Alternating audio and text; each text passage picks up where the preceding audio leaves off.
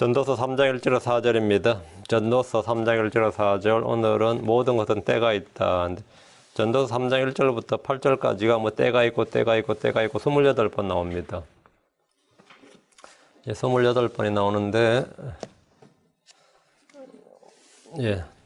때가 있다. 오늘은 모든 것은 때가 있다. 근데 3장 1절 말씀 같이 읽습니다.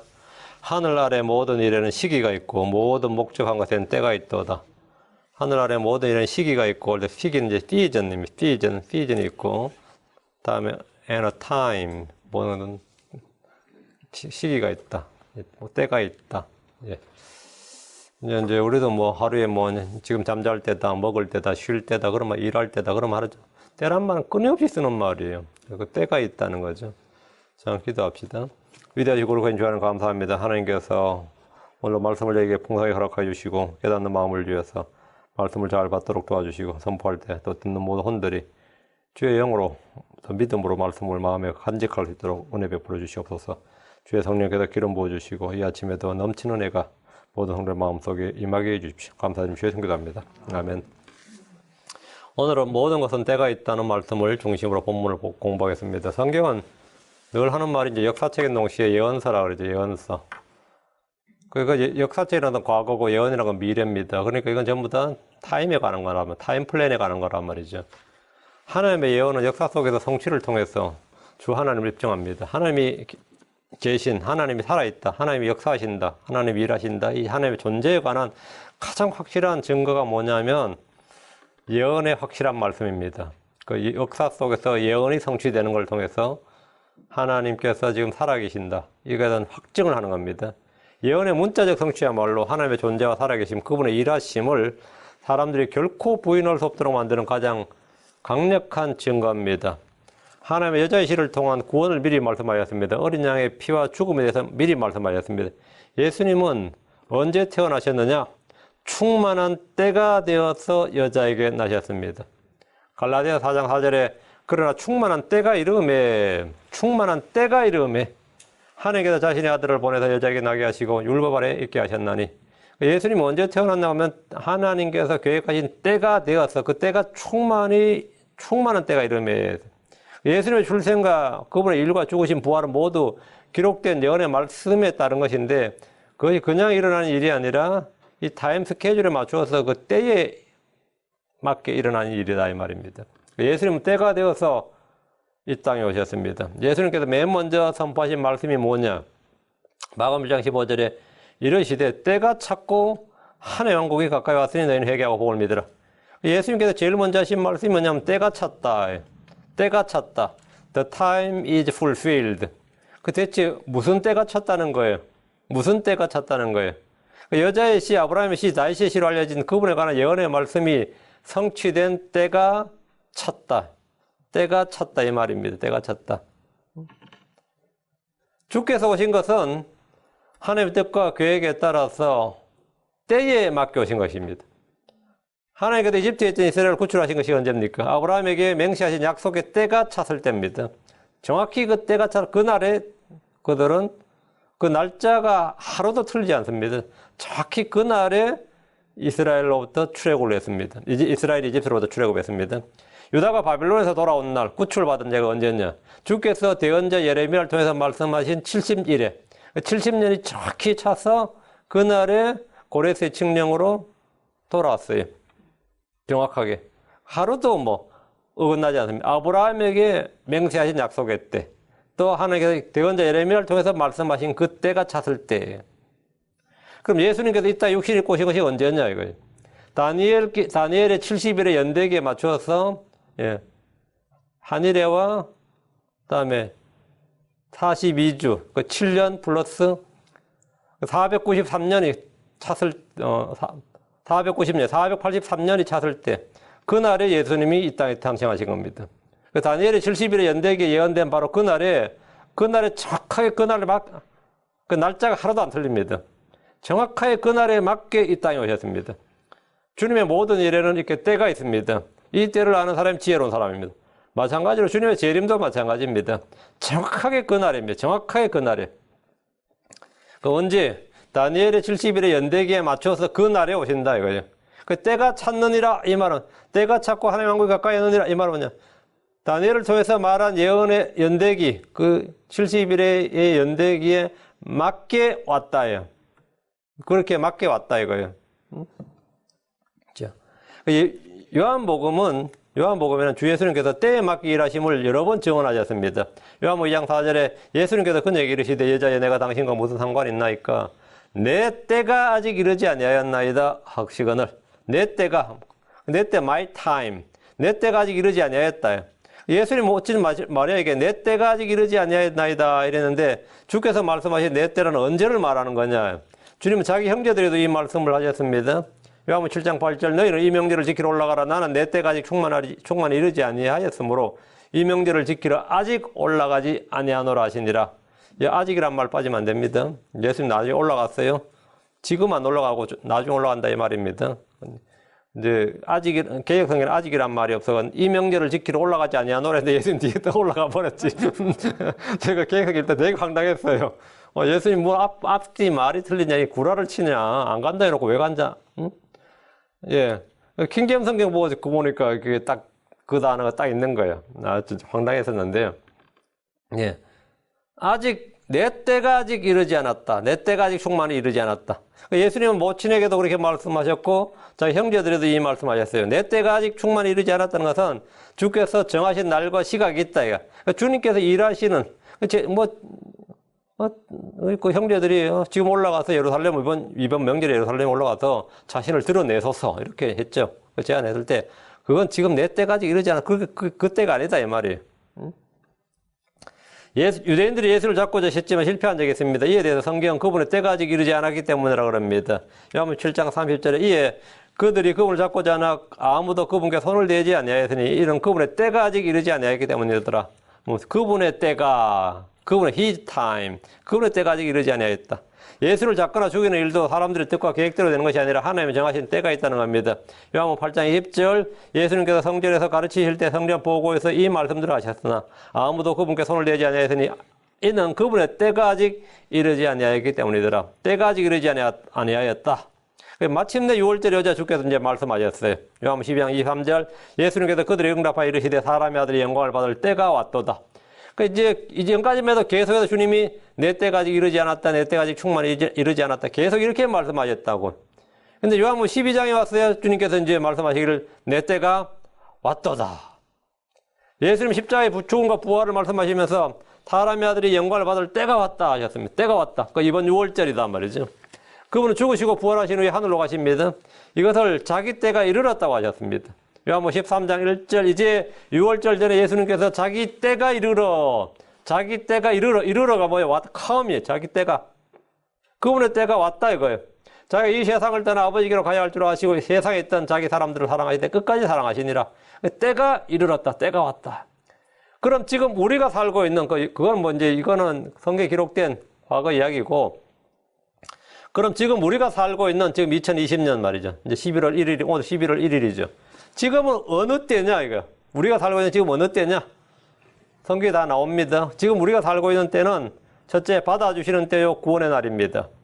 받아주시는 때요 구원의 날이. 고린도서 6장 2절에 그분께서 이르시되 받아주시는 때 내가 내 말을 들었고 구원의 날에 내가 너를 구조하였노라 하시니 보라 지금이 받아주시는 때요 보라 지금이 구원의 날이로다. 지금 우리가 살고 있는 이 시대는 받아주시는 때 acceptable year 받아주시는 해. 구원의 날이다 이거예요. 지금은 무슨 때냐? 이방인들의 때입니다. 지금은 성전이나 예루살렘이 아닌 아무 곳에서나 영과 진리로 아버지께 경배하는 때입니다. 요한복음 4장 21절에 예수님께서 그 얘기를 하시되 여자의 내 말을 믿으라. 너희가 이 산에서도 아버지께 경배하지 아니하고 예루살렘에서도 경배하지 아니할 때가 이르느니라. 예루살렘에 성전이 있는데 예루살렘에서 경배하지 않으면 어디서 경배하냐? 예루살렘에서 경배하지 않을 때가 온다고. 언제? 지금은 예루살렘에서 경배하지 않습니다. 어떤 크리스천들도 예루살렘에서 경배하지 않습니다. 지금은 예루살렘에서 경배하지 아니할 때예요. 지금 예루살렘에서 경배하는 때가 아니라고. 율법은 경배 장소와 방법을 지정해 주었지만 지금은 그런 장소에 구애받지 않고 경배하는 때라는 겁니다. 요한복음 4장 23절 그러나 참되게 경배하는 자들이 영과 진리로 아버지께 경배할 때가 원하니 곧 지금이라. 그럼 지금은 무슨 때냐? 영과 진리로 아버지께 경배할 때다.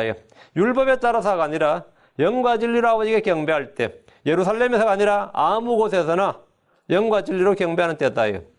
이는 아버지께서 자기에게 그렇게 경배하지 아니한 자들을 경배하는 자들을 찾으시기 때문이라. 그 초대교회 때 해당 아니면 성전이었잖아요. 근데 크리스천들이 집집마다 돌아가면서 모이고 찬송하고 경배했을 때 어느 종교나 종교의 가장 핵심은 뭐냐면 신전부터 짓는 거예요. 그들이 신전을 짓는 거라고.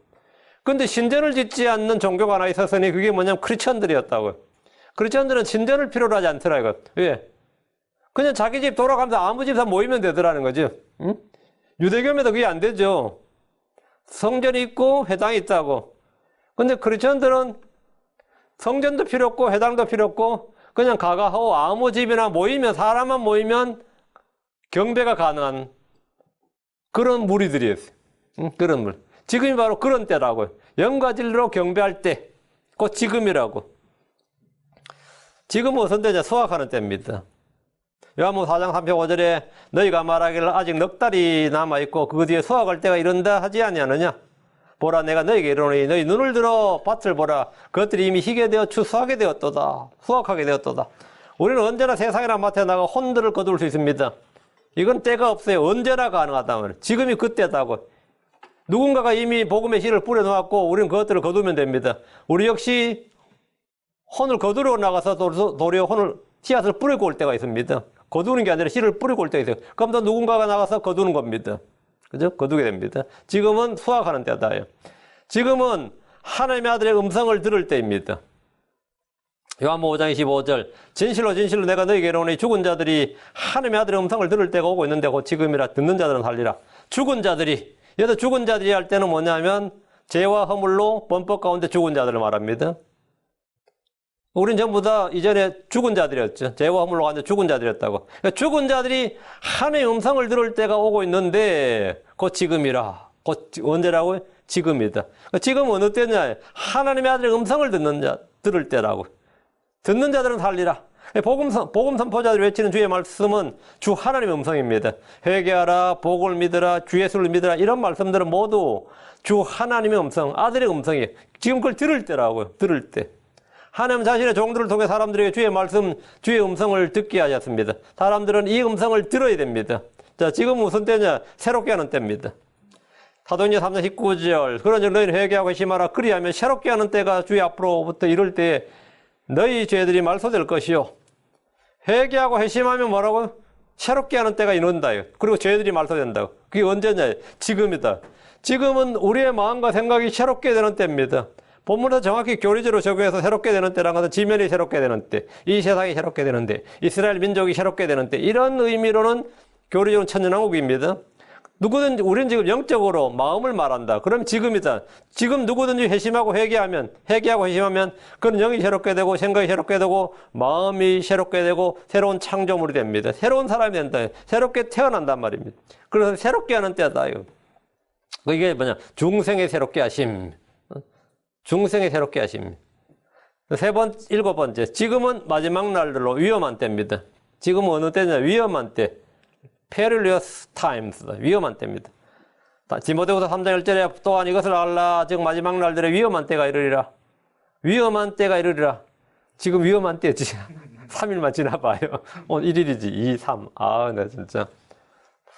어떻게 될지 모르겠네. 또한 이것을 알라. 즉 마지막 날들의 위험한 때가 이르리라. 지금 총 엄청나게 팔립니다. 누가 돼도 뭐 이번에 아마 폭동에 준하는 뭐가 일어날 겁니다. 지금 뭐야? FBI는 완전 초긴장 상태예요. 주방위원들 전부 다.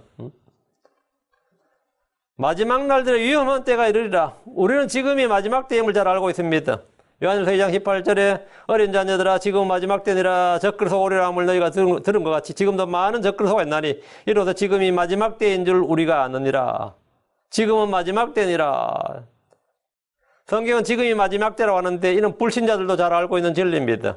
마지막 때란 지금이 마지막 때란 결정적인 증거는 사람들이 건전한 교리를 견디지 못한다는 겁니다. 건전한 교리를 견디지 못한다. 정상적인 그 윤리적인 뭐 꼭 어떤 성경에 속한 교리 말고 이 정상적인 윤리적인 어떤 이런 도덕적인 윤리적인 걸 이야기해도 잘 못 견뎌요. 그런 거 잘 못 견딥니다. 롯의 날들과 노아의 날들과 같이 동성애가 합법화되고 창궐하는 겁니다. 곳곳에서 배교가 일어나고 있습니다. 우리는 지금 이런 현상들을 생생하게 보고 있습니다. 지금 우리는 주의 오시는 날 그때를 기다리고 있습니다. 주 안에서 죽은 자들이 그 음성을 들을 때를 기다리고 있습니다. 그때가 오고 있단 말입니다. 요한복음 5장 28절 이 말에 놀라지 말라. 무덤 속에 있는 모든 자들이 그의 음성을 듣고 나올 때가 오고 있나니. 그런 때가 오고 있다고. 지금 오고 있다. 지금 때는 오고 있다고. 응? 다크 윈터가 오고 있나 지금.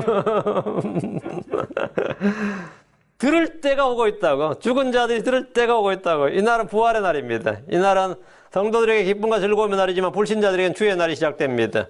특히 이스라엘은 어둠의 날, 고난의 날입니다. 우리는 성경에 반복해서 나오는 때, 이 타임, 때라는 말씀에 주의를 기울여야 됩니다. 언제나 주의를 기울여야 돼요. 주의 말씀은 왜? 예언의 등불입니다. 이것이 없으면 우리는 앞을 전혀 볼 수 없고 알 수가 없습니다. 자, 본문을 봅니다. 자, 전도 3장으로 갑니다. 하늘나라의 모든 일에는 시기가 있고 모든 목조한 것에는 때가 있도다. 전도서 3장에는 28가지의 때가 나옵니다. 하나님은 해와 달과 별들을 만드시면서 그것들이 낮과 밤을 만들고 표적들과 계절들과 날들과 해들을 나타낼 것이라고 하였습니다. 창세기 1장 14절에 그것들은 표적들과 계절들과 날들과 해들을 나타내리라. 우리는 시대의 표적들을 분별할 수 있어야 됩니다.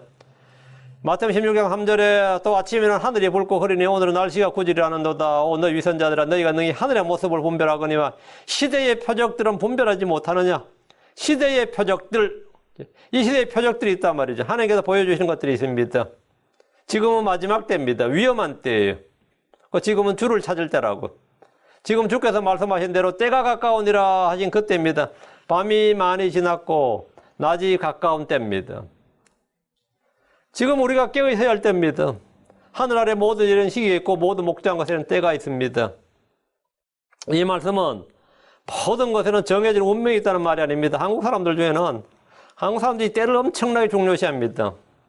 사람이 태어난 연도, 그리고 몇 월 달에 태어나냐, 월, 그 다음에 며칠 날 태어나 일, 그 다음에 몇 시에 태어나냐, 시, 년, 월, 일, 시. 이 네 가지. 이걸 네 가지 인생을 결정짓는 네 가지 기둥이라 그래요. 그걸 사주라 그러면 주가 기둥주자예요. 네 가지 기둥이 뭐냐면 사람의 운명을 결정지어는 네 가지 기둥이 뭐냐면 태어난 연, 월, 일시라 타임이야. 이거 아주 중요시합니다. 그래서 2000년 1월 1일을 태어나게 하기 위해서 제왕절개하는 사람들도 있고요. 아니 그가 그날 안 좋다. 내일 태어나야 되는데 그 전날 아직 배 갈라서 애 끄집어내는 그런 집도 많아요. 그 영역 봐서 산부인과 의사하고 의논해가지고 그 타이밍에 애 끄집어내는 사람 꽤 많습니다. 이 정확한 그날 순산하는 게 아니라 그 순산한 시각이 별로 안 좋으니까 이 영역을 이걸 봐서 그 이제 한국은 사주팔자라 그래요. 그걸 봐서 몇 시에 끄집어내는 것이 가장 좋다 하면 그 시에 끄집어 그 시간에 그냥 배 가르는 거예요. 쫙.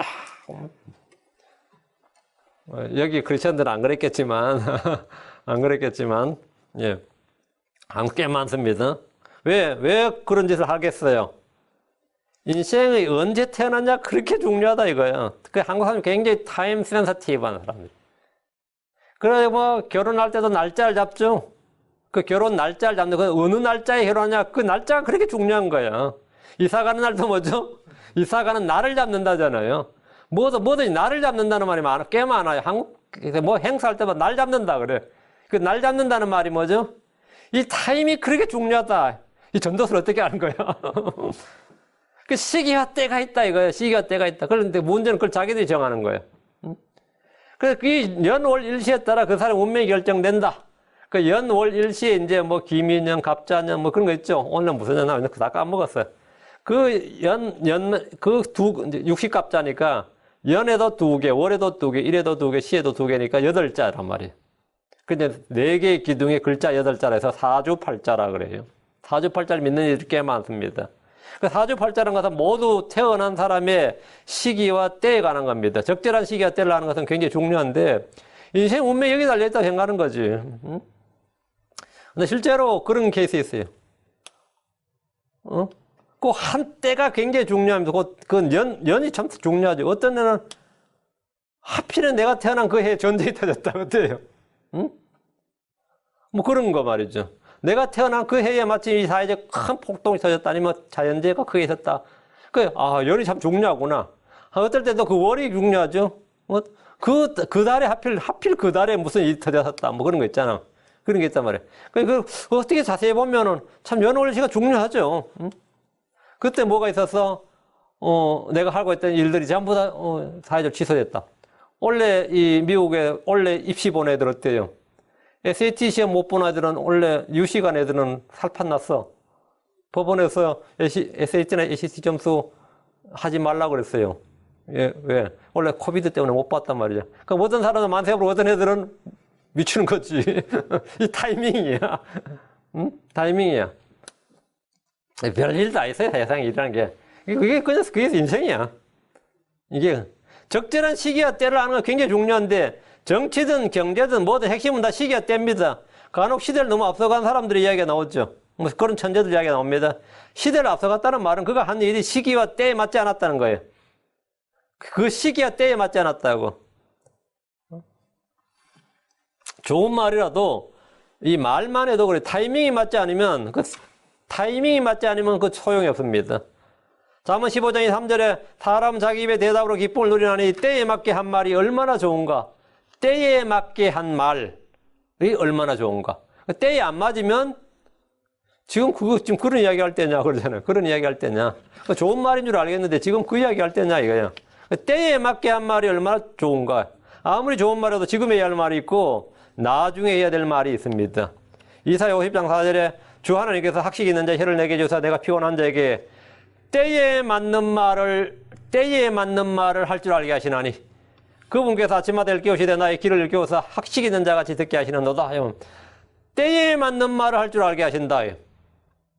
그냥 좋은 말 할 줄 알고 옳은 말 할 줄 알면 늘 옳은 말만 한 사람이 미움받는 경우도 꽤 많습니다. 왜?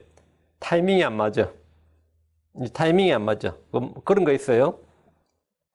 근데 물론 진리의 말씀이나 주의 말씀은 때와 장소를 구분하지 않습니다.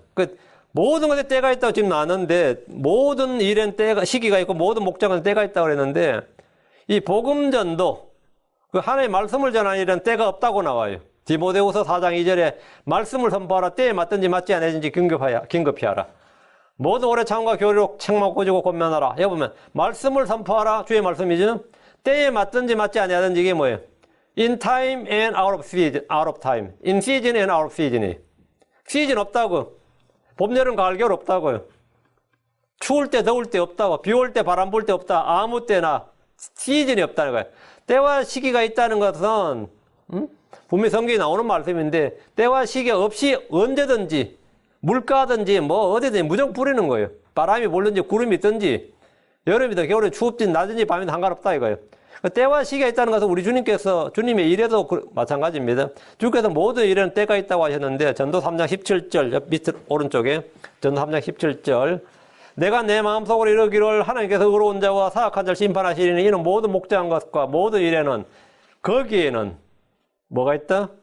때가 있기 때문이라 하였도다. 거기에는 때가 있다. 3장 1절 말씀하고 지금 중첩되죠. 반복되죠. 이 말씀은 주 하나님께서도 모든 일에 때가 있다. 그 타임 플랜에 따라서 일하신다. 이걸 보여주는 겁니다.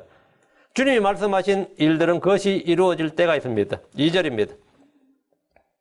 날 때가 있고 죽을 때가 있으며 심을 때가 있고 심은 것을 뽑을 때가 있으며 사람이나 동물이나 태어날 때가 있습니다.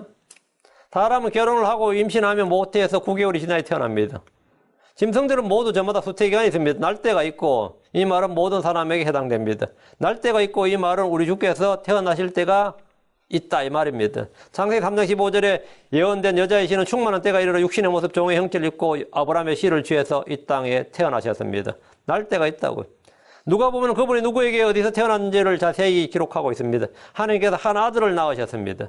죽을 때가 있으며 이 말은 모든 사람에게 다 해당됩니다. 한번 죽는 것은 사람들에게 정해진 것입니다. 태어난 날이 있으면 죽을 날도 있습니다. 다윗의 아들 솔로몬에게 열왕기상 2장 2절에 보면 내가 온 땅에 가는 길을 가노니 그래요. 아버지가 아들한테 하는 말 내가 온 땅에 가는 길로 가노니 그 말은 뭐예요? 죽는다 이 말이에요. 내가 이제 곧 죽는다고. 그 다윗은 자기가 죽는 걸 안 거죠. 언제 죽는지 안 거예요. 그러면서 또 야곱은 요셉에게 보라 나는 죽으나 하나님께서 너희와 함께하사 너희 조상들의 땅으로 너희를 데려가시리라. 보라 나는 죽으나 그 침상에서 그러고 나서 죽었어요. 응? 그 야곱은 그날 할 이야기 다 하고 나서 편안히 숨을 거두었다고. 아 이거 복 받은 이야기지. 보라 나는 죽으나 나는 죽으면 하나님 안 죽으신단 말이지. 나는 죽으나 하나님께서 너희와 함께하사. 그들은 자신이 죽는 때를 알고 있었습니다. 다윗도 자기 죽는 때를 알고 있었고 야곱도 자기가 죽는 때를 알고 있었어요. 사도 베드로는 자신의 죽음이 임박한 것을 알고 있었습니다. 베드로서 1장 14절에 이는 우리 주 예수로께서 내게 보여주신 것 같이 베드로는 계시를 받아서 자기가 언제 죽는지 내게 보여주신 것 같이 내가 머지않아 반드시 나의 이 장막을 벗어야 할 줄 알기 때문이라. 이 장막을 벗어야 한다. 이 말은 육체를 벗는다. 죽는다 이 말입니다. 그러나 대부분의 사람들은 이와 같지 않죠. 언제 죽는지 잘 모릅니다. 그 어떤 마누는 자기 죽고 나면 남편이 그래도 뭐 밥이라도 해 먹을 줄 알아야 되지 않겠냐 싶어서 그렇게 갈구면서 요리하는 걸 가르쳤는데 갑자기 남편이 죽어버린 거예요. 얼마나 황망하겠어요. 응? 사람이 알 수 없는 일. 자기가 생각할 때는 자기가 먼저 죽을 것 같아가지고 나 먼저 죽으면 남편이 굶어 죽지 말라고 해도 밥이라도 하고 반찬 몇 개도 할 줄 알아야 되지 나중에 고생 덜 할까 싶어서 열심히 막 가르쳤는데 요리 솜씨도 없는 감각도 없고 솜씨도 없는 사람한테 막 가르치면 어때요? 배운 사람도 골 아파요. 근데 갑자기 뭐 더 죽으니까 뭐 이 가르치던 사람이 더 충격받죠. 근데 반대로 자기가 훨씬 오래 살 줄 알고 마누라 보험까지 사망보험까지 일어났는데 자기가 먼저 죽어버리면 뭐 보험금 다 날아가는 거지. 뭐 아무것도 아닌 거지. 사람 일은 아무도 없죠. 이 이삭도 야곱은 자기 죽을 날 알았다 그랬죠. 근데 이삭은 자신의 죽을 날 알지 못했습니다. 창세기 27장 2절에 그가 이르되 이제 보라 내가 늙어서 나의 죽을 날을 알지 못하노니 난 죽을 날을 알지 못하는데 언제 죽을지 모르겠다고. 곧 죽을 것 같아서 준비를 해뒀는데 사실 이삭도 빨리 죽을 줄 알고 아들 둘한테 사냥에 와서 고기 만들라 그런 자기 맛있는 거 해달라 그런 거예요. 그리고 축복하겠다고. 근데 사실은 몇십 년 더 살았다고. 몇십 년을 더 살았어요. 곧 죽을 줄 알았는데 곧 죽을 것 같아서 모든 준비를 다 했는데 몇십 년을 더 사는 사람도 있습니다. 몇십 년을 더 살 것 같아서 여러 가지 계획을 세워뒀는데 갑자기 죽는 사람도 있습니다. 그 롯데그룹의 신격호 회장도 그 아들 둘이 엄청 싸웠죠. 결국 뭐 동생이 지금 롯데그룹 차지했지만 사실 일본 롯데는 신동주한테 한국 롯데는 그 동생한테 이렇게 딱 구분해 줬어요. 근데 사실 완전히 정리를 탁 지분 정리까지 다 해줘서야 되는데 그 친구들이 자네 지금 나이가 몇 살? 90이 넘은 나이에 왜 이거 빨리빨리 정리를 안 하냐? 나중에 은퇴 분쟁 터질 텐데니까. 자네 100살까지는 끄덕없다고 생각했다 그래요. 100살까지는. 근데 뭐 100살까지 끄덕없기는 뭐 끄덕없어요. 90 넘으니까 이제 왜 안 되는 거죠. 그러니까 뭐 딸이 그냥 법원에다가 한정 뭐라고 저거 법 신청한 거예요. 이제 결정을 이거는 침해라서 아버지는 침해라서 아무도 결정할 수 없다 이렇게 한정치산자라 그러죠. 그런 거 신청해가지고 이제 아무것도 안 했거든요. 그래서 그냥 돌아가셨어요. 그 자기 생각에는 어떤 거죠? 100세까지는 정신이 멀쩡할 줄 알았던 거예요. 그리고 일할 수 있다고 생각을 그렇게 체력에 자신이 있었던 거예요. 늙어서는 아무도 모릅니다. 체력 같은 거는 다 쓸데없는 소리입니다. 그 모든 걸 준비해놨는데 더 사는 사람이 있고 몇십 년 더 살고 곧 죽을 줄 알았는데 그런 거 반대도 마찬가지야. 오래 살 줄 알았는데 뭐 이런 거. 우리 주님은 정하신 때에 나셨다 그랬죠. 정하신 때에 죽으셨습니다. 그분은 자신이 언제 죽을지 정확히 아셨습니다. 언제 죽을지 몇 시에 죽을지도 정확히 아셨어요. 누가복음 9장 51절에 그분께서 위로 올려져서 영접 받으실 때가 이르매 친히 예루살렘에 가시려고 자기 얼굴을 고정하시고 때가 이르매 주님의 때를 아셨어요. 그 때가 이르매 예수님은 반복해서 자신의 때에 대해서 말씀하셨는데 그분은 죽으셨고 셋째 날에 일어나셨습니다. 그리고 위로 올려져서 영접 받으셨습니다. 다시 2절 심을 때가 있고 심은 것을 뽑을 때가 있으며 날 때가 있고 죽을 때가 있다고 그랬죠. 여러분 생일날은 다 알죠. 죽을 날은 뭐 여러분 제산 날은 모를 테고 그 심을 때가 있고 심은 것을 뽑을 때가 있으며 농부들은 농작물을 심을 때를 매우 주의해서 살핍니다. 언제 씨를 뿌릴지 언제 심어야 할지 결정해서 땅에 씨를 뿌리고 모종을 심습니다. 제가 어릴 때마다 우리 집에서도 이게 봄에 파종 날짜를 정하는데 마치 애들 결혼식 날짜 정하는 것만큼 신중히 정했어요. 이제 기억해 보면 그냥 심으면 되지 않냐 그러면 그게 아니래. 그 음력 날짜 다 계산하고요. 그 뭘 계산하지? 요즘은 뭐 농촌 지도선인데도 다 이게 날짜가 나와요. 플랜이. 그리고 언제 하라고 이게 딱 이야기하는데 그때마다 상당히 미신적이었던 것 같아요. 내가 지금 생각해 보면. 그래가지고 언제 심어야 된다. 며칠 날 심어야 된다. 이 날짜가 다 있었어요. 그리고 그 날 받아와가지고 심고 그랬던 것 같아요. 그래서 땅에 씨를 뿌리고 모종을 심는데 오늘날처럼 달력이 많지 않았던 시절에 농부들은 그 하늘의 천기를 살피면서 어느 날 심을지를 결정하고 그랬는데 어떤 제일 두 가지 요건, 두 가지, 무슨 천기가 다 필요 없이 딱 두 가지 조건이 돼야 돼요. 뭐냐면 비가 와서 땅이 일단 젖어야 돼요. 땅에 수분이 없으면 씨를 뿌려도 소용이 없기 때문에 땅이 축축해야 된다고. 그 땅이 축축해야 된다. 이게 그 땅에 수분이 있어야 된다. 이게 씨를 심는 첫 번째 요건이고, 다음에 손으로 땅을 만져요. 땅에 온도가 있어야 됩니다. 차가워 버리면 씨는 아무 소용 없어요. 이 두 가지 요건은 반드시 충족이 돼야 됩니다. 수분이 있어야 된다. 땅이 따스해야 된다. 땅에 온기가 있어야 된다 이거예요. 이거 없으면 안 돼. 땅이 얼어있다. 땅이 얼어있다. 아니면 땅이 너무 차갑다. 그러면 씨를 뿌려도 전혀 자라지 않으니까. 그 땅이 얼어있거나 차가우면 씨앗은 싹을 틔우지 못합니다. 그 농부들은 그 두 가지를 무조건 충족을 시켜야 씨를 뿌릴 수 있는 거예요. 그래서 지역마다 씨를 뿌리거나 심는 시기가 다릅니다. 따스한 남부지방이 먼저 뿌리죠. 중부지방보다 먼저 당연히 모를 심고 씨를 뿌립니다. 땅이 먼저 따뜻해지니까. 주의 말씀을 뿌리는 데는 아까 말씀드린 날짜나 계절이 없습니다. 때를 얻든지 못 얻든지. 그 인시즌 앤 아웃 오브 시즌입니다. 복음의 씨, 말씀의 씨는 계절보다는 땅의 상태에 관련되어 있습니다. 땅의 상태, 수분이 있느냐? 땅에 수분이 있느냐? 땅에 온도가 있느냐? 이게 중요해요. 우리의 마음 상태가 중요하다. 이 타이밍이 중요한 게 아니고. 예레미야 4장 3절에 주가 유다와 예루살렘 사람들에게 같이 말하노라. 너희의 묵은 땅을 갈고 가시나무들 가운데 씨를 뿌리지 말라. 땅의 상태가 중요하다는 거예요. 이것은 계절이나 시각의 문제가 아닙니다. 땅의 상태만 좋으면 언제든지 심을 수 있다는 겁니다. 하나님의 말씀은 영적인 시이기 때문에 세상의 기후나 계절에 영향을 받지 않습니다. 호세아 10장 12절 너희 자신을 위하여 의 안에서 심고 긍휼 안에서 거두면 너희 묵은 땅을 부수라. 지금은 곧 주를 찾을 때니 마침내 그분께서 오셔서 의를 비같이 너희에게 내리시리라. 하나님 이스라엘을 가나안 땅에 심으셨습니다. 어떤 왕국을 어느 지역에 심으시면 그곳이 그 나라의 땅이 됩니다. 예레미야 18장 9절에 또 내가 어떤 민족과 어떤 왕국에 관하여 그것을 세우고 심으라고 할 때, 어떤 민족과 왕국을 세우고 심는다. 그 세울 때가 있고 심을 때가 있다 이 말이죠.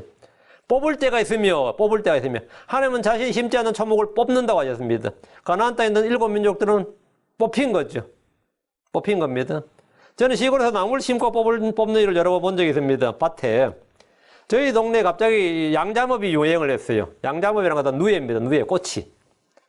그러니까 집집마다 꼬치에게 음식을 줘야죠. 그게 뽕나무야. 그러니까 밭에 뽕나무를 심어야지. 뽕나무 진짜 잘 자랍니다. 잘 자라고 잎도 엄청 무성해요. 그럼 그거 베어와가지고 썰어서 누에들한테 줘요. 그게 이제 그때 그게 수익이 됐어요. 수익이. 몇 년 후에는 이제 싹 그게 유행이 지나니까 어떻게 되는 거예요? 그건 이제 아무도 안 하는 거예요. 그거 다 뽑아야 돼요, 밭에서. 그 뽕나무를 다 뽑았어요. 다 뽑고 거기다 이제 사과나무, 복숭아 아니면 배나무 이런 걸 심었습니다. 과일수를 심었죠. 저희 집은 이제 과수원은 없었기 때문에 봄에는 고추 모종을 주로 냈죠. 가을에 서리가 내린 후에는 그걸 다 뽑습니다. 다 뽑아요. 주께서는 민족들을 뽑아버리기도 합니다. 예레미야 1장 10절에 보라 내가 이날 너를 민족들과 왕국들을 위해 세워 그것들을 뿌리채 뽑고 무너뜨리며 파멸시키고 파괴하며 세우고 심게 하느니라. 민족들도 뭐라고? 뽑고 무너뜨리고 파멸시키고 파괴하고 또 세우고 심고. 그 때가 이런 때가 있다 이거예요. 사람들을 뽑아버린다면 그것은 곧 죽을 말합니다. 어떤 사람을 뽑아버렸다 그러면 열매를 맺지 못하는 나무는 베어버리거나 뽑아버립니다. 누가복음 13장 7절에 그가 자기 포도원지기에 이르되 보라 내가 이 3년 동안 와서 무화과나무에서 열매를 구하되 하나도 찾지 못하였으니 그것을 베어버리라. 어찌하여 그것이 땅을 버리게 하겠느냐. 열매를 얻지 못했다 그럼 베어버리라 이거예요. 주님은 가라지들을 모아서 뽑아버리고 그것들을 태워버립니다. 마태복음 13장 28절 그가 그들에게 이르되 원수가 이렇게 하였구나 하니 종들이 그에게 이르되 그러면 우리가 가서 그들을 뽑아 모으기를 원하시나이까. 뽑아 모은다. 뽑을 때가 있는데 그 주님께서 지금은 아니다 이거. 지금은 아니다. 때가 있다 이거예요. 지금은 세상이라는 밭에 있는 가라지를 뽑을 때가 아니고 장차 그때에 뽑는다 이거. 그것이 언제냐? 세상 끝입니다. 지금 세상에 있는 밭에 있는 가라지는 뽑을 때가 있는데 세상 끝이다. 3절입니다. 죽일 때가 있고 고칠 때가 있으며 무너뜨릴 때가 있고 세울 때가 있으며 죽일 때가 있다. 죽일 때가 있다는 것은 전쟁 상황이나 사형에 당하는 죄를 지을 때를 말합니다. 분명히 성경 10계명에 사람을 죽이지 말라 그랬죠. 살인하지 말지니라 했는데 죽일 때가 있다고요. 하나님께서 반드시 죽일지니라 이렇게 하신 명령한 일들에 대해서는 죽여야 됩니다. 살인하지 말지니라 했으니까 절대 살생을 금한다. 심지어 파리 모기도 죽여서는 안 된다. 바퀴벌레도 죽여서는 안 된다 그런 거죠. 근데 죽일 때가 있다고. 사람들은 사냥을 할 때 짐승들을 죽입니다. 죽여야 돼요. 안락사를 지켜야 할 때도 있고 파리나 모기와 같은 것들을 죽여야 할 때가 있습니다. 죽여야 할 때가 있습니다. 평소에는 벌레들을 그냥 두지만 어떤 데는 살충제를 써서 싸그리 다 죽여야 될 때가 있습니다. 다 죽여야 될 때가 있어요. 제가 자란 시골에서 어릴 때는요. 쥐 잡는 날이 있었어요. 한 달에 한 번 쥐 잡는 날. 혹시 어르신들 기억할지 모르겠습니다. 하도 쥐가 많았어요 그때는. 그래서 집집마다 고양이 키우고 쥐 잡는 날이 있었대요. 학교에서도 막 그걸 애들한테 쥐 잡는 날 가르치고 그랬습니다. 그렇게 쥐가 많았어요. 근데 그렇게 해가지고 온 동네 같이 전부 쥐약을 넣고 틀을 넣고 말이죠. 그러면 진짜 많이 죽습니다. 집집마다 따로 하면 이놈들이 이쪽으로 피하고 저쪽으로 피하고 하는데 온 동네가 같이 합심을 해서 같이 다 약을 넣고 같이 해버리면 쥐들이 어디 가도 안 되니까 진짜 많이 죽어요. 정말 엄청 죽어서 나오죠. 정말 많이 죽였습니다. 죽일 날이 있다, 죽일 때가 있다고. 죽여야 되지, 그때는. 평소에는 죽이지 않는데 죽일 때가 있어요. 사람도 마찬가지입니다. 성경은 살인하지 말라, 맞죠? 그러나 죽일 때가 있습니다. 사울은 아각을 죽여야 했습니다. 사울은 아각을 죽여야 했는데 아각을 죽이려 했더니 죽여야 할 때 죽이지 않아서 살려줬어요. 그리고 양과 소와 살찐 것 중에서 좋은 것들을 죽이지 않았습니다. 죽여야 할 때 죽이지 않으면 어떻게 되죠? 자기가 죽습니다. 죽여야 할 때 죽이지 않았어요. 그래서 사무엘이 와가지고 칼을 뽑아서 아각을 죽여버렸다고. 죽여야 할 때다가요. 응? 사울은 주의 음성에 불순종한 자가 되었고 주께서도 그를 버리셨습니다. 우리는 무엇을 죽여야 되냐? 그러니까 우리는 뭘 죽여야 되냐? 누굴 죽여야 되죠? 뭘 죽여야 돼? 바퀴벌레 죽여요? 성경에서 성도들이 죽여야 할 게 있습니다. 세 가지입니다. 첫째, 몸의 행실입니다. 우리 몸의 행실을 죽여야 된대. 로마서 8장 13절 너희가 육신을 따라 살면 죽을 것이로되 성령을 통해 몸의 행실을 죽이면 살리라. 죽이면 살리라. 몸의 행실을 죽이라. 두 번째, 땅에 있는 지체들입니다. 골로새서 3장 5절 그러므로 땅에 있는 너희 지체들을 죽이라. mortify, 죽이라고. 그것들은 음행과 부정함과 무절전, 애정과 악한 욕정과 탐욕이 탐욕과 상속변이라. 이거 죽이라고. 죽여야 됩니다. 이런 것들을 죽여야 할 때 죽이지 않고 섬기는 이들은 결국 자기들이 죽게 됩니다. 계속해서 죄를 짓는 것은 사람들이 죄를 즐기는 거라고 생각했지만 즐기는 게 아닙니다. 죄를 섬기는 것이고 죄의 종입니다. 정욕의 종이고 부패의 종이에요. 자, 쾌락의 종이라고. 즐기는 거 아닙니다. 많은 이들은 자기가 술을 마시면 자기가 술의 주인인 줄 압니다. 자기가 마시고 싶으면 마시고 안 마시고 싶으면 안 마시는 줄 알아요. 근데 그렇지 않습니다. 가만히 있는데도 술이 땡기는 날이 있다 그래요. 땡기는 거, 그 말은 뭐죠? 술이 명을 내리는 거예요. 마시라고. 내 몸에 사인을 줘. 그 몸은 가면 혼에게 사인을 줘요. 그럼 가서 마셔. 누가 주인이야? 예. 술이 주인이라고. 담배 피우는 사람들 가만히 있다가 몸이 알아서 몸이 오고 하면 그냥 척 알아서 손이 가요. 그걸 불을 탁 붙여서 담배 피운다고. 근데 왜 피우냐 그러면 그냥 자연스럽게 피우는데 왜 피우는 것 같아요? 종놈이 말을 듣는 거예요. 지금 순종해서 하는 거라고. 어? 지금 종이 순종해서 하는 거라고요. 순종해서. 말을 참 잘 듣는구나. 이렇게. 그러니까 이제 담배 입장에서는 이놈이 참 말을 잘 들으니까 삭슬 줘야지. 폐암 이렇게. 그 삭슬 주는 게 뭐냐면 암 이런 게 이제 삭슬 주는 거예요. 니 참 수고했다. 어? 그동안 고생했다. 그 죄의 삭이 뭐라고요? 사망이라고. 이제 그동안 수고해서 이제 좀 쉬어라, 이제 죽어라, 이 말이에요. 이제 그만해 되겠다. 충분히 됐다. 죄의 삭은 사망이다. 삭을 주는 거예요. 주님도 삭을 주고요. 주님도 모든 주의 일을 한 모든 상도에게 삭을 주고, 죄도 죄를 섬기는 모든 자들에게 삭을 줍니다. 그 죄의 삭은 사망이라고요. 죽여야 할 때 죽이지 않는다. 그걸 죽여야 된다고. 땅에 있는 지체들 죽여야 되고, 다음 애착들과 정욕들, 육신입니다. 갈라디아 5장 24절, 그리스도께 속한 사람들은, 크리스천들은 애착들과 정욕들과 함께 육신을 십자가에 못 박았느니라. 애착들과 정욕들과 함께 육신을 십자가에 못 박았느니라. 육신을 십자가에 못 박지 않으면 그건 육신에 속한 사람이 되고 육신의 종이 됩니다. 육신을 따르게 됩니다. 죽여야 할 때 죽이지 않으면 자신이 도리어 거기에 삼키고 정복당한 자는 정복한 자의 종이 되는 거예요. 노예가 되는 겁니다.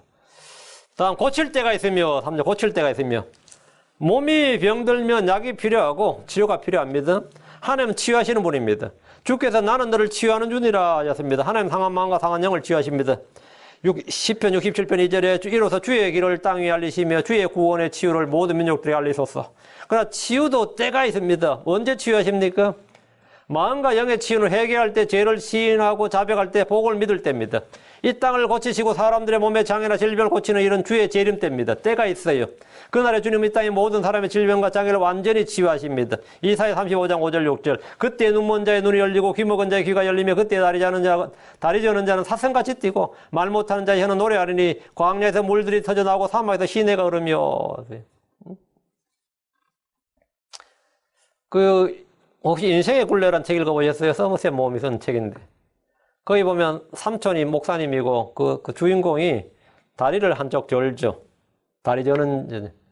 그런데 너희가 저 자신이 하나님 만한 믿음이 있으면 이 산들을 들려 바다에 던지러 그대로 될 것이요. 너에게 불가능한 일이 없으리라. 이 애가 그 구절을 읽어요.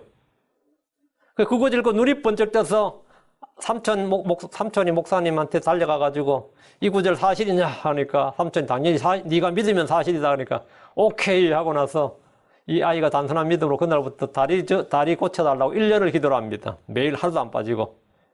그 1년이 딱 365일을 작정하고 믿고 기도를 하는데 그 다음 밤에 설렘과 두려움 가운데 잠을 자요. 내일 아침에 자기 다리가 나아 있을 것이라고. 그 아침에 일어나 보니까 그대로야. 그 장면 아주 상세하게 나는 그걸 보면서 그 작가가 생각하는 게 뭔지 오늘 크리스천들이 생각하는 것 중에 하나를 많이 봐요. 그 사람이 만약 나한테 달려왔었으면 이사야 35장 6절을 이 5절 6절 읽어줬을 것 같아요. 그때에 다리 저는 자는 사슴같이 뛰고 그때에 때가 있다고.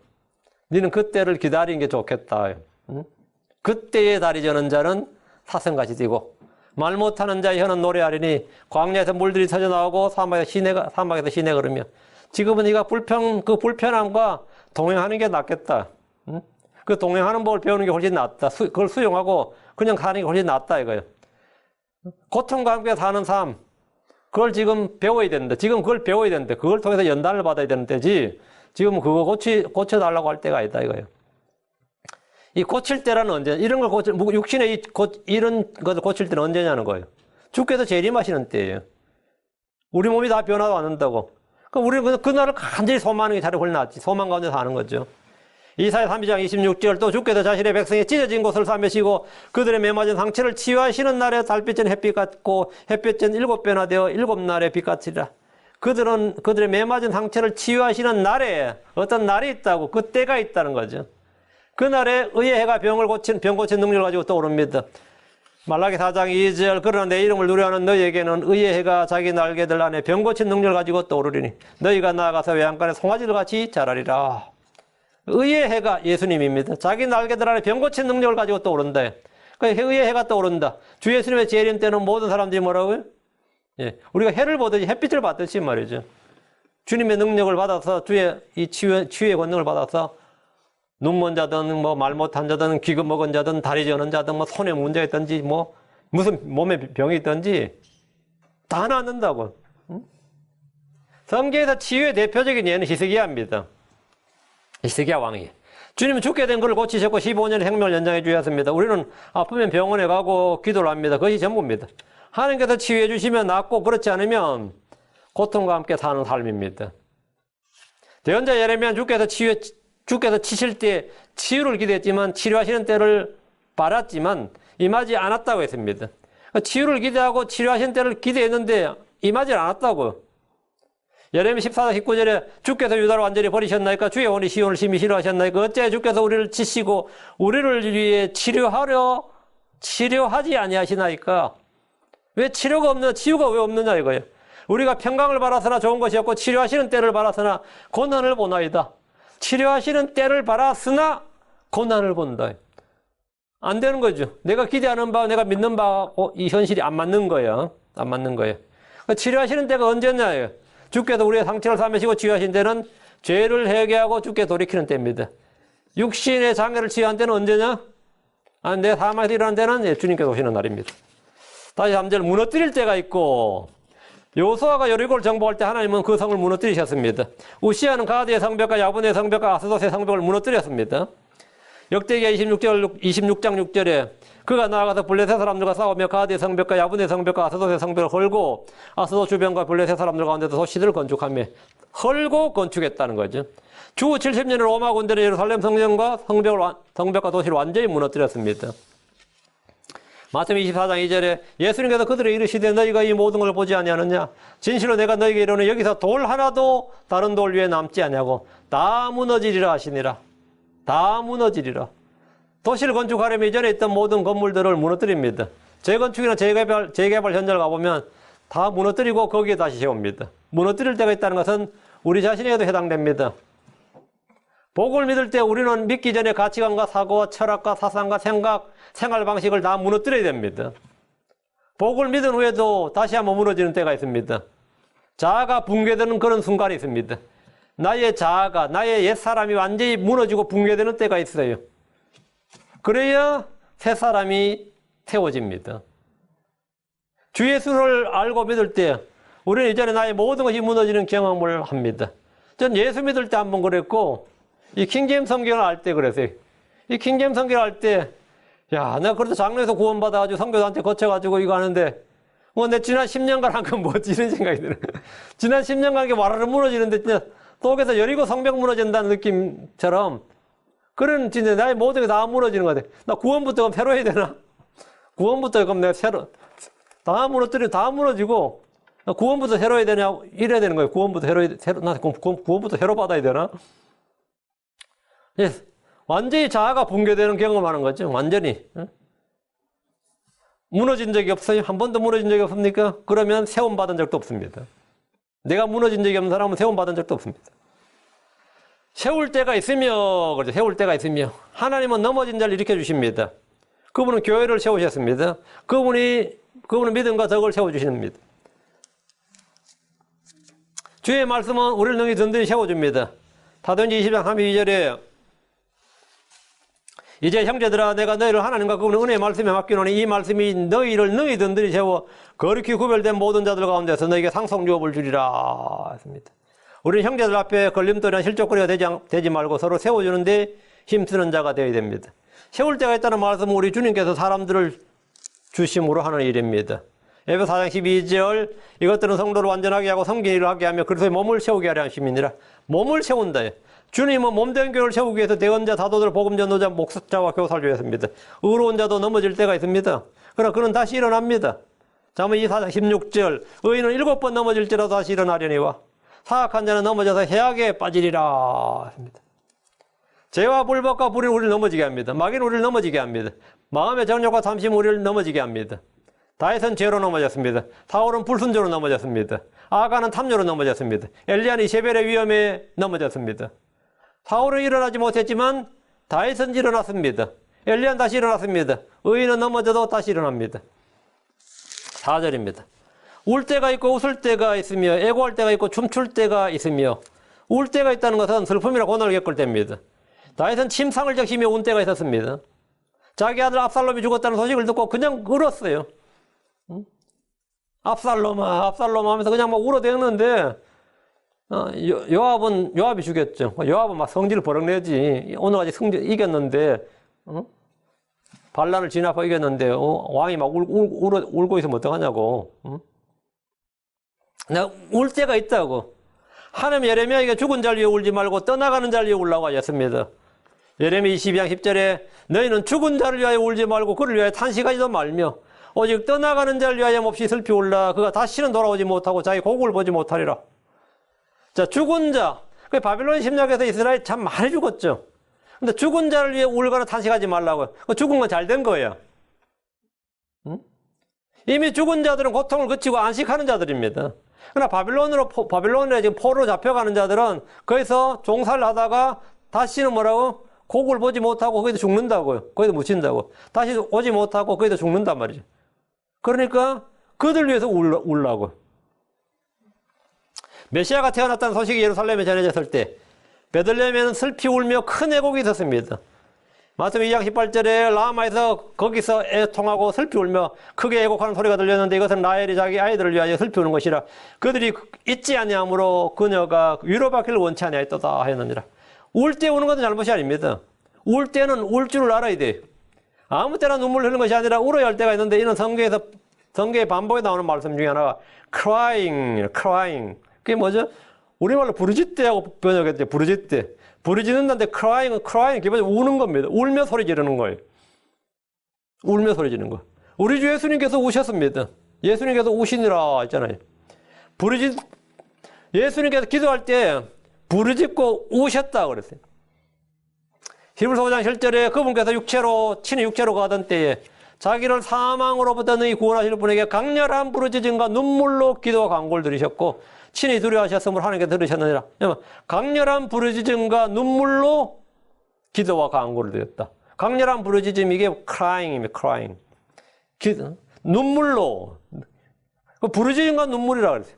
사도 바울도 울었습니다. 사도행전 20장 19절에 내가 온전히 겸손한 마음과 많은 눈물과 또 숨어서 기다린 유대인들로 말미암아 내게 닥친 시험들과 더불어 주를 섬기며 많은 눈물과 많이 울었다 이거예요. 주께 향유를 부었던 여인도 울었습니다. 자, 여러분 누군가를 위해서 울어본 적 있습니까? 우리 주님은 자신을 위해서 우는 자들에게 이렇게 말씀하셨습니다. 누가복음 23장 28절에 그러나 예수님께서 그들 향해 돌이키시며 이르시되 예루살렘의 딸들아 나를 위해 울지 말고 너희와 너희 자녀들을 위해 울라. 나를 위해 울지 말고 너희와 너희 자녀들을 위해 울라. 성경 우리에게 항상 기뻐하라고 하시면서 동시에 울어야 할 때를 말씀해 주셨습니다. 로마 12장 15절 기뻐하는 자들과 함께 기뻐하고 슬피 우는 자들과 함께 슬피 울라. 이때 울어야 될 때가 언제냐? 슬피 우는 자들과 함께 슬피 울라. 다음 4절 마지막 분 웃을 때가 있으며 4절 후반부가 아니 전반부 웃을 때가 있으며 성경에서 우리 주님이 웃었다는 기록이 없습니다. 우리가 늘 하는 말 성경엔 주님 웃으셨다는 말씀이 없다. 그분은 슬픔의 사람이셨습니다. 웃었다는 기록이 없다고 해서 기뻐한 적이 없느냐? 그러면 뭐 아닙니다. 주님은 기뻐한 적이 있습니다.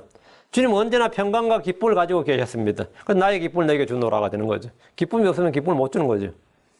주님 우리에게 기쁨을 주시고 웃음을 주시는 분입니다. 욥기 8장 20절 21절 보라 하나님은 완전한 사람을 버리지 아니하시며 악을 행하는 자를 돕지도 아니하시고 마침내 내 입을 웃음으로 내 입술을 기쁨으로 채우시리라. 내 입을 웃음으로 내 입술을 기쁨으로 채우시리라. 이스라엘은 바빌론 포로기를 끝내고 해방될 때 이 백성들이 웃음이 가득했다고 고백했습니다. 시편 126편 2절에 그때 우리 입에는 웃음이 가득하고 우리 혀에는 노래가 가득하였도다. 그때 이 교들 가운데 거하는 자들이 이르기를 주께서 그들을 위하여 큰 일들을 행하셨도다 했도다. 그때 우리 입에는 뭐가? 웃음이 가득하고 우리 혀에는 노래가 있었도다. 바빌론에서 포로기 때 전부 다 웃었다 이거야. 사람도 웃음이 나왔다 이거야. 하늘에 계신 하나님은 그럼 웃습니까 안 웃습니까? 하늘에 계신 하나님은 하늘에서 웃으십니다. 주님은 웃기도 하시고 비웃기도 하십니다. 시편 2편 4절에 하늘들에 앉으신 분께서 하나님이죠. 하늘들에 앉으신 분께서 웃으시며 주께서 그들을 비웃으시로다. 하늘에 앉으신 분께서 웃으신다. 주님 우리가 구원받는 걸 기뻐하시지만 멸망받을 자들이 재난을 당하고 두려움에 떨 때 주님은 비웃으시며 조롱하십니다. 잠 1장 26절에 나도 내 재난을 보고 웃으며 내 두려움이 이를 때 조롱하리니 사람은 어떻게 웃든지 웃을 때가 있습니다. 모든 것은 때가 있다. 모든 것은 때가 있다는 말씀은 우리가 경험적으로 이미 잘 알고 있습니다. 중요한 것은 지금이 어느 때인지 알고 앞으로 다가올 날들이 어떤 때인지를 아는 겁니다. 우리는 곧 하늘로 올라가 주와 함께 있게 될 겁니다. 그날에 이 땅은 어둠의 날입니다. 심판의 날입니다. 사람들이 행한 대로 그의 머리에 돌아가는 보응의 날입니다. 아모스 5장 18절에 주의 날을 사모하는 너에게 화가 있을지어다. 그날에 주의 날에 너희에게 무슨 의미가 있느냐? 주의 날은 어둠이요 빛이 아니니라. 주의 날은 어둠이다. 다가올 주의 날에 대해 알지 못한 이들은 그날을 사모하지만 그날에 그들에게 화가 있을 것입니다. 아모스 5장 2절에 주의 날은 어둠이 아니겠느냐? 그것은 빛이 아니니. 심지어 너무 어둠으로 그날은 밝음이 없지 아니하겠느냐? 어둠뿐이다 이거예요. 이 날은 크고 두려운 주의 날입니다. 주 예수를 믿은 우리는 그날이 크고 놀라운 날입니다. 우리에게 그날은 어둠이 없는 날이에요. 빛만 있고 어둠이 없는 날이에요. 반면에 땅에 있는 자들은 빛이 아닌 어둠만 있는 날이단 말이에요.